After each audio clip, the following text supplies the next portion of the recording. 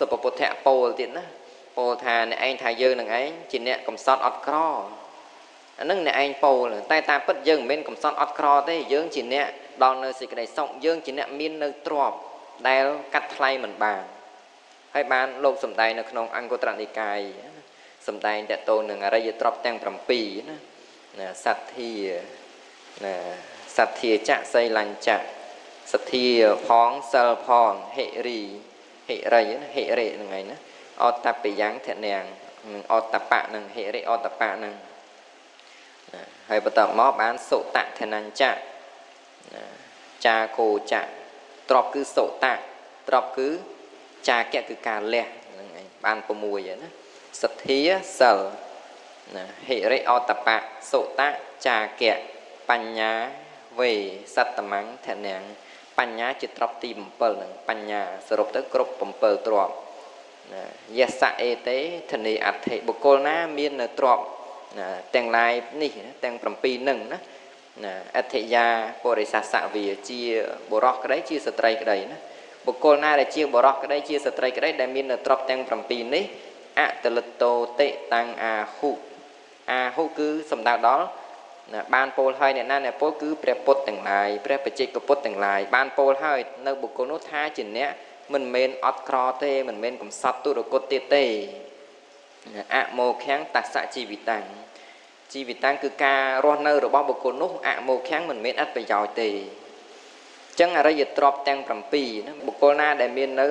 អរិយទ្រព្យគឺសទ្ធាសិលហិរិអតបៈសុតៈចាកៈបញ្ញាអរិយទ្រព្យទាំង7នឹងនៅក្នុងសន្តានបុគ្គលនោះឈ្មោះថាមានទ្រព្យដ៏ប្រសើរអញ្ចឹងញោមស្ដាប់អញ្ចឹងទៅយើងទ្រព្យសម្បត្តិខាងក្រៅយកជាទីពឹងទៅប្រាក់លោកអត់បានទេប៉ុន្តែវាជាបច្ច័យបានដែរជាបច្ច័យដូចថាយើងសំណាយវាដើម្បីធ្វើបន់ធ្វើទានអានឹងវាជាបច្ច័យហើយប៉ុន្តែដល់ចំគឺអ្វីយើងយកលុយទៅទិញ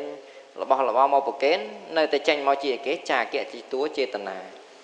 ដោយចំគឺចេតនាជាចេតនានៃការលះនឹងដោយចំទ្រព្យសម្បត្តិខាងក្រៅជាបច្ច័យជាហេតុមួយដែរជាហេតុមួយដែរយើងអាចហៅថាឧបនិស្សយបច្ច័យនាំឲ្យបានធ្វើនៅបុណ្យអីចឹងទៅប៉ុន្តែបើឲ្យយកទ្រព្យសម្បត្តិនឹងយកទៅតាមខ្លួនទៅក្នុងអត្តភាពដតីអត់ទៅរួចទេអ្វីដែលទៅជាមួយគឺកម្មដែលយើងធ្វើហើយ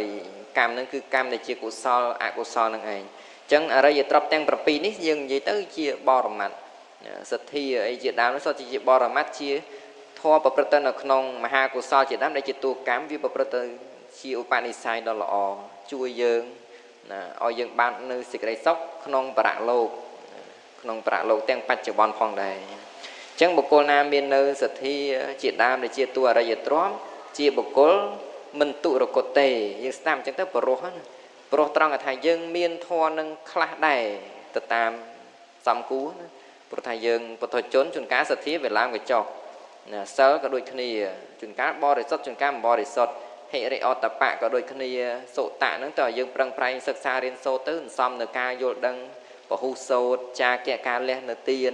បញ្ញាទាំងលោកយៈលោកតរវិបស្សនាបញ្ញាឬក៏មគ្គបញ្ញាការសំសិក្សារៀនសូត្រទៅសន្សំហេតុនឹងឲ្យកើតបញ្ញាទៅជាឧបនិស្ស័យដល់នៅ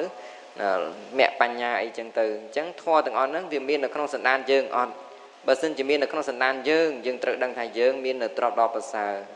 មិនចាំទៅអួតទ្រព្យសម្បត្តិខាងក្រៅជាមួយអ្នកដទៃទេវាអត់បានប្រយោជន៍ដំឡើងមាននេះអត់បានប្រយោជន៍អញ្ចឹងសត្វលោកភិកច្រើនវង្វេងរឿងទ្រព្យសម្បត្តិខាងក្រៅហ្នឹងអត់បាននាំគ្នាស្វែងរកនៅទ្រព្យសម្បត្តិខាងក្នុងគឺអរិយទ្រព្យហ្នឹងទេ